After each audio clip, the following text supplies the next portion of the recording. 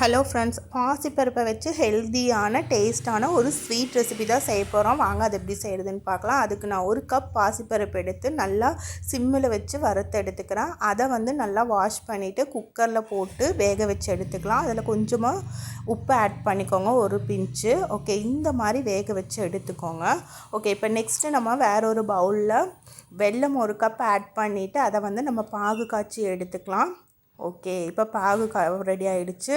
இப்போது வேறு ஒரு கடாயில் நம்ம நெய் ஆட் பண்ணிக்கலாம். ஒரு கப் நெய் ஆட் பண்ணிக்கோங்க. ஆட் பண்ணிவிட்டு ரவை ஒரு 1/2 கப் போட்டுட்டு நல்லா இந்த மாதிரி வறுத்துக்கோங்க. கூடவே ஒரு சின்ன கப் தேங்காய் போட்டுக்கோங்க.